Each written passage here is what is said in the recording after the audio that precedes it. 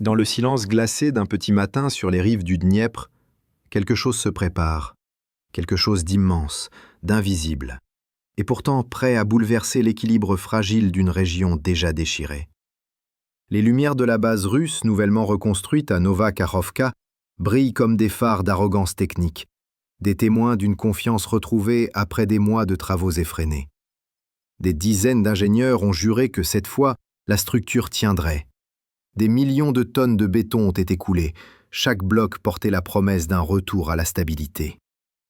Mais dans l'ombre, loin des projecteurs et des discours triomphants, d'autres hommes préparent une opération dont les conséquences dépasseront largement les murs de ce barrage. Les apparences sont trompeuses. Ce que le monde voit, c'est une prouesse d'ingénierie, un symbole de résilience. Ce que personne ne voit, c'est la faiblesse cachée derrière l'orgueil. À mesure que la surface du réservoir monte, que les turbines recommencent à tourner, une tension muette s'installe. Moscou jubile, persuadé que la bataille de Nova Kakhovka appartient au passé. Mais dans certains bureaux, des cartes sont étalées, des trajectoires calculées, des noms murmurés. Un pilote, surnommé le Dam Buster, se prépare à reprendre son envol, et avec lui, une stratégie d'un autre temps, réinventée pour le XXIe siècle. Cette fois, tout repose sur la ruse, sur la patience, sur la science d'un piège si précis qu'il semble conçu par l'eau elle-même. Les forces ukrainiennes savent qu'il ne s'agit plus de frapper fort, mais de frapper juste. Pendant que les ingénieurs russes dorment, bercés par le ronronnement rassurant des générateurs, à des centaines de kilomètres, dans un bunker anonyme, un autre bruit résonne. Celui des drones qui s'éveillent, des systèmes qui s'arment, des écrans qui s'illuminent d'une lueur inquiétante. Ce n'est pas une attaque de plus, c'est une démonstration de méthode. L'idée est simple, presque élégante. Forcer l'adversaire à se défendre contre des fantômes. Créer un vacarme électronique si crédible que la frontière entre le réel et le simulé s'effondre. Et pendant que les radars s'affolent, pendant que les batteries anti-aériennes déversent leur colère sur des ombres, la véritable menace avance sans bruit. C'est une danse entre la technologie et la psychologie, entre la peur et la certitude, entre le calcul froid et l'instinct. Sur le papier, la défense russe est imprenable. Des systèmes S-400 couvrent chaque recoin du ciel. Les radars Gravestone balaient des centaines de kilomètres avec une précision implacable. Et les blindés Panzer SM, fleurons de l'arsenal moscovite, attendent, prêts à intercepter tout ce qui oserait franchir la ligne. Mais ce que ces systèmes ne peuvent pas calculer, c'est l'imprévisible, l'erreur humaine, l'arrogance. Et dans cette arrogance se cache la faille. Pendant que la neige commence à tomber sur la surface du réservoir, un sergent russe, Ivan, veille dans son véhicule blindé. Devant lui, un mur de moniteurs projette une lumière bleutée sur son visage. Il se sent invincible. Pourtant, ce qu'il s'apprête à vivre n'a rien d'un exercice de routine. Ce soir, le ciel au-dessus du Dniepr va s'embraser, mais pas comme il s'y attend. Ce sera un spectacle d'illusions, un ballet d'ombre, une guerre de leurre et d'intelligence. Et lorsque la première onde radar détectera une série d'objets inconnus fonçant vers le barrage, ce ne sera pas encore la bataille, juste le prélude. Alors que les premières alarmes résonnent, une voix calme s'élève dans la salle de commandement ukrainienne. Lancement confirmé. Le plan est en marche. Ce n'est plus une question de puissance, mais de finesse. Les Reverse Echo, ces drones de fortune faits de matériaux simples, vont bientôt envahir le ciel et faire croire à une attaque massive. 12 signatures radar, 12 cibles potentielles. Et dans l'esprit d'Ivan, dans la panique de ses supérieurs, une seule idée comptera: tirer. C'est là que commence la vraie guerre, celle qui ne se joue pas avec des balles, mais avec des illusions. Celle où chaque erreur coûte des millions et chaque hésitation peut tout changer. Les missiles partent, le ciel s'illumine. Les écrans se remplissent d'icônes rouges et de trajectoires. Ivan jubile. Il pense avoir anéanti l'ennemi. Il ignore qu'il vient de tomber dans le piège parfait. À ce moment précis, quelque part dans la nuit, un pilote attend. Il observe, silencieux. Chaque explosion au sol, chaque missile tiré, rapproche un peu plus son objectif de la réussite. Il sait qu'il ne lui reste plus qu'à attendre que le champ soit libre, que les défenses soient à court de munitions. Le vrai assaut n'a pas encore commencé. Abonnez-vous, car ce qui va suivre dépasse l'imagination. L'histoire que vous entendez n'est qu'à son début, et la suite, croyez-moi, va bouleverser tout ce que vous pensiez savoir sur cette guerre. Le silence qui suit les premières explosions est trompeur. Dans le blindé d'Ivan, les alarmes continuent de hurler tandis que l'équipage se félicite, persuadé d'avoir repoussé une attaque aérienne. Sur les moniteurs, les échos s'éteignent les uns après les autres. Les faux signaux disparaissent, les cibles s'évaporent dans un balai électronique presque parfait. Mais Ivan, encore grisé par l'adrénaline, ne remarque pas ce que son commandant devine déjà trop tard. L'écran est vide, oui, mais les chargeurs aussi. Les 48 missiles miniatures de son Panzer SM viennent d'être utilisés pour abattre des morceaux de carton, des drones fantômes, des jouets de guerre conçus pour provoquer exactement cette erreur. Ce n'est pas une victoire, c'est le début d'un désastre. Dans le bunker ukrainien, les visages restent impassibles. La première phase a fonctionné mieux que prévu. L'ennemi a réagi avec la précision mécanique qu'on attendait de lui, sans imagination, sans recul. À présent, la route est ouverte. La deuxième vague, plus silencieuse, plus chirurgicale, se prépare à frapper. 4 RAM-2, des drones de conception ukrainienne, décollent à basse altitude, glissant au ras du sol. Ils ne cherchent pas à détruire, mais à détecter. Leur cible n'est pas humaine, elle est électronique. Le radar Gravestone du système S-400, le cœur du bouclier russe. Là où le premier acte jouait sur la panique, le second repose sur la science. Ces engins minuscules avancent dans la nuit comme des ombres animales. Ils captent la signature du radar ennemi, ce battement régulier, ce souffle d'énergie qui trahit sa position exacte. Le principe est d'une simplicité redoutable. Plus le radar émet, plus il se dévoile. Dans la salle de commandement russe, les opérateurs sentent une tension étrange, un sentiment d'être observés. Sur leurs écrans, de faibles échos apparaissent, indéfinissables, trop bas pour être des avions, trop rapides pour être des oiseaux. Quelques ordres sont criés, 2 missiles lourds sont lancés. Le sol tremble, les flammes illuminent les nuages bas. 2 RAM-2 sont détruits, mais les 2 autres continuent, imperturbables, glissant comme des fantômes sous le faisceau du radar. Et soudain, tout s'éteint. Un souffle court, un flash blanc à peine visible depuis la rive. Les RAM-2 ont touché leur but. Le radar Gravestone, la pièce maîtresse du S-400, vient de se taire. En un instant, la défense aérienne russe est aveugle. Aucun signal, aucun retour, aucune donnée. Pendant 4 minutes, un trou béant s'ouvre dans le système de protection. 4 minutes où personne ne voit rien, où personne ne comprend encore que le champ de bataille a changé. Ivan regarde son écran devenu gris, les mains tremblantes. Ce silence, après le vacarme, a quelque chose d'irréel. Ce n'est pas la paix, c'est le vide avant la tempête. Sous la surface du Dniepr, le véritable assaut commence. 6 engins semi-submersibles, surnommés Sea Baby, se déplacent lentement dans les eaux glacées. Ils portent des charges explosives massives, mais surtout une mission précise. Le premier, Shark 01, s'avance vers une section secondaire du barrage. Il ne cherche pas à le détruire, mais à ouvrir un passage. Une explosion calculée retentit, brisant les protections métalliques qui bloquaient le chemin.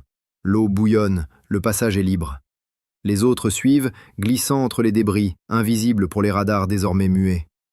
Sur les rives, les soldats russes commencent à tirer dans le noir. Des rafales, des obus, des grenades. 2 Sea Baby explosent avant d'atteindre leur cible, transformant la rivière en un geyser de boue et de vapeur. Les autres continuent, insensibles à la peur. L'un d'eux, Shark 06, atteint enfin le centre du barrage. L'explosion qui s'ensuit est sourde, étouffée, mais d'une puissance inouïe. Le béton tremble, des fissures se forment dans la structure. L'eau s'infiltre, d'abord en gouttes, puis en filets. C'est le début de la fin. Dans le ciel, à plusieurs dizaines de kilomètres de là, un pilote ukrainien attend son signal. On l'appelle Glace, un surnom né de son calme absolu. Dans son F-16 modernisé, il observe les instruments sans un mot. Il sait que la phase finale dépend de lui. Quand les fissures deviennent visibles sur les images thermiques, Il bascule le commutateur rouge. Le HUD affiche la signature du barrage affaibli. La voie est libre. 4 missiles JASSM sont libérés, des armes de précision furtives conçues pour frapper sans être vues. Les systèmes de brouillage russes réagissent immédiatement.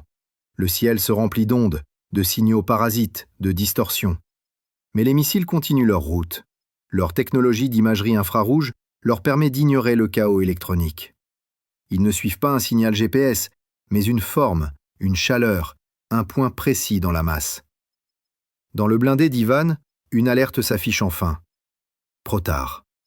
À 5 km du barrage, les missiles apparaissent sur le radar. Les défenses tentent une riposte désespérée. Une salve de 12 missiles part dans la nuit, une pluie de feu sur le Dniepr. 3 des 4 JASSM sont détruits. Le dernier continue, seul. Ce dernier missile ne vise pas le barrage au hasard. Il cible la zone déjà fragilisée par Shark 06. Son système de guidage reconnaît la chaleur de la fissure, la différence minime entre le béton intact et celui fissuré. L'impact est chirurgical. La charge pénétrante s'enfonce profondément dans la structure avant d'exploser. Le souffle est contenu à l'intérieur, transformant le barrage en une bombe de béton comprimé. En une fraction de seconde, les vibrations parcourent toute la structure. Les murs gémissent, les renforts se tordent, l'eau trouve son chemin. Les premières fissures deviennent des plaies. L'eau s'engouffre, arrache, déchire. Le grondement est assourdissant. En quelques secondes, des millions de tonnes d'eau se libèrent, s'abattant sur la vallée en contrebas. Les lumières s'éteignent, les communications se coupent. Ce n'est plus une explosion, c'est une libération. L'énergie contenue depuis des mois se déverse dans un rugissement élémentaire. Dans son cockpit, Glass observe à distance. Le flash est visible, même à travers les nuages. Il ne parle pas, il sait que le travail est accompli. Ce n'était pas une victoire spectaculaire, c'était une leçon. La force brute ne l'emporte pas toujours sur la précision et la ruse. À Moscou, la nouvelle tombe comme un coup près. Le barrage reconstruit à prix d'or vient de céder à nouveau. Les experts se précipitent sur les plateaux télévisés, les officiels restent silencieux. Les caméras montrent une immense brèche d'où s'échappe un torrent furieux. Le symbole de puissance est devenu symbole de fragilité. Ce soir-là, dans le monde entier, des analystes redessinent les cartes. Ce n'est pas seulement une victoire militaire, c'est un tournant stratégique. L'idée qu'une armée plus petite puisse défaire une superpuissance grâce à la logique, à la patience et à la technologie. Une victoire de l'esprit sur la force. Abonnez-vous, car ce que vous venez d'entendre n'est qu'une partie de la vérité. La suite révèle bien plus que ce que les caméras ont montré. Les heures qui ont suivi cette explosion ont ouvert un chapitre que personne n'avait prévu. Ce n'est pas seulement un barrage qui a cédé, c'est un équilibre qui a basculé. Au petit matin, quand la brume se lève sur le Dniepr, le paysage n'a plus rien de familier. Là où s'élevait le barrage de Nova Kakhovka, il ne reste qu'un gouffre béant, un chaos d'acier et de béton noyé sous des torrents d'eau et de boue. Les structures se disloquent lentement, emportées par la force incontrôlable du courant. Les pylônes, les grues et les routes construites à la hâte pendant les semaines de reconstruction disparaissent les uns après les autres, avalés par la rivière redevenue sauvage. Le sol tremble encore, comme si la terre elle-même refusait de croire à ce qu'elle vient de vivre. Le bruit n'est plus celui d'une explosion, mais celui, plus sinistre encore, d'un écoulement sans fin. L'eau a repris sa place. Dans les villages situés en aval, les habitants s'éveillent dans un cauchemar. Les sirènes d'alerte retentissent, mais il est déjà trop tard pour certains. Des dizaines de kilomètres de plaine sont submergés. Les champs, les maisons, les routes, tout se transforme en un lac brunâtre où flottent des morceaux de métal et des troncs d'arbres arrachés. Les équipes de secours ukrainiennes et internationales se déploient dans un désordre total, affrontant des vents glacés et une eau saturée de débris. Les hélicoptères survolent la zone, les bateaux de fortune tentent de récupérer ceux qui ont réussi à grimper sur les toits. Les images font le tour du monde. Sur les écrans, on ne voit plus la victoire ni la défaite, seulement le prix terrible que la guerre impose à la terre et à ceux qui y vivent. Mais dans les coulisses diplomatiques, à Bruxelles, à Washington, à Londres, un autre combat commence. Les chancelleries s'agitent, les ministres se réunissent en urgence. Le Kremlin accuse Kiev d'un acte terroriste. Kiev répond que c'est Moscou qui a provoqué sa propre ruine par arrogance. Les experts militaires, eux, parlent d'un tournant. Ils ne regardent pas seulement les ruines du barrage, mais le schéma de l'opération elle-même. La coordination parfaite entre les attaques de diversion, les frappes électroniques et les drones sous-marins. Une opération menée avec une précision scientifique, comme un laboratoire de guerre moderne. C'est cette efficacité qui fascine autant qu'elle effraie. Les chaînes d'information russes essaient de minimiser la portée de la catastrophe. Elles montrent des images de pompes, de digues improvisées, de soldats s'efforçant de maîtriser la situation. Mais les faits sont têtus. Des milliers de tonnes d'eau continuent de se déverser chaque minute, et la structure de rétention du réservoir de Kakhovka n'existe plus. En Crimée, les canaux d'irrigation s'assèchent déjà. Les réacteurs de la centrale de Zaporijia doivent passer en mode de sécurité, faute de flux suffisants pour le refroidissement. Le choc n'est pas seulement militaire, il est énergétique, économique, écologique.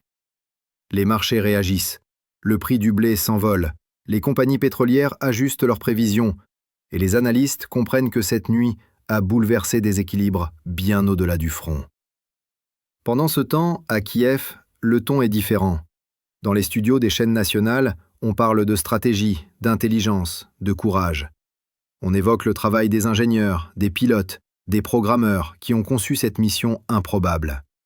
Le nom du Dam Buster circule comme une légende moderne, une silhouette invisible dans un ciel d'hiver. Les journalistes rappellent que ce pilote avait déjà participé à des missions complexes, mais qu'aucune n'avait atteint ce niveau de coordination. Il n'est pas devenu un héros pour avoir tiré un missile. Il l'est devenu pour avoir incarné une idée, celle que la ruse, la connaissance et la maîtrise de la technologie peuvent faire vaciller un colosse. À Moscou, la stupeur se transforme en colère. Les responsables militaires sont convoqués.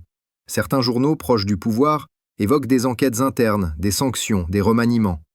Le nom du sergent Ivan, celui qui avait épuisé tout l'arsenal de son Panzer SM sur des drones factices, revient dans les rapports. Officiellement, il est porté disparu. Officieusement, on dit qu'il n'a pas supporté le poids de l'échec. L'histoire d'Ivan devient malgré lui un symbole du fossé entre la puissance affichée et la réalité du terrain. Une machine de guerre sophistiquée, rendue impuissante par un simple jeu d'illusions. Les semaines suivantes, les satellites occidentaux révèlent l'étendue des dégâts. La brèche dans le barrage mesure plus de 200 mètres de large. Le courant a arraché les fondations jusqu'à la roche, rendant toute réparation impossible à court terme. Le réservoir s'est vidé en moins de 2 jours, libérant des milliards de mètres cubes d'eau dans la plaine. Des centaines de kilomètres de rivières et de zones humides sont méconnaissables. Les ingénieurs ukrainiens parlent d'une renaissance naturelle, les autorités russes d'un désastre provoqué. Chacun interprète la catastrophe selon ses intérêts. Mais derrière les mots, un fait demeure. La guerre a désormais atteint un degré d'intelligence stratégique que personne n'avait anticipé. Dans les universités militaires, en Europe comme aux États-Unis, cette opération devient un cas d'école. On l'analyse, on la décortique, on l'enseigne comme un exemple de guerre hybride où la technologie de pointe s'allie à la créativité la plus audacieuse. Les vidéos de drones, les relevés thermiques, les communications interceptées sont étudiées image par image. Tout le monde veut comprendre comment une force limitée a pu neutraliser en une seule nuit l'un des systèmes de défense les plus réputés au monde. L'expression « effet Nova Kakhovka » commence à circuler pour désigner la manière dont une attaque combinée d'illusion et de précision peut déstabiliser un adversaire supérieur. Et pendant que les experts commentent, la vie reprend lentement sur les bords du Dniepr. Les pêcheurs reviennent, les habitants reconstruisent, les terres se couvrent à nouveau de verdure. Mais sous cette apparente tranquillité, l'eau garde la mémoire de ce qui s'est passé. Les courants ont changé, les fonds se sont déplacés, et certains disent que, même dans le calme, on peut encore entendre un grondement lointain, le souvenir du moment où la rivière s'est rebellée contre ses digues. Les images de cette nuit continuent de tourner, monter, analyser, partager. Dans les forums militaires, dans les reportages documentaires, dans les conversations d'experts, une phrase revient sans cesse. Ils n'ont pas frappé un barrage, ils ont frappé une idée. L'idée qu'un ouvrage de génie civil puisse être reconstruit au cœur d'une guerre active sans devenir une cible. L'idée qu'une armée technologiquement supérieure puisse être à l'abri des stratégies du faible contre le fort.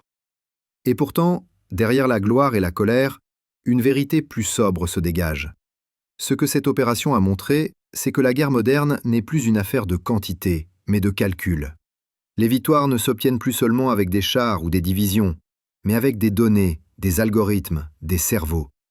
Et dans cette équation nouvelle, la frontière entre l'ingénieur et le soldat devient de plus en plus floue. Les analystes prédisent que rien ne sera plus jamais comme avant. La Russie, humiliée, renforcera encore sa défense électronique.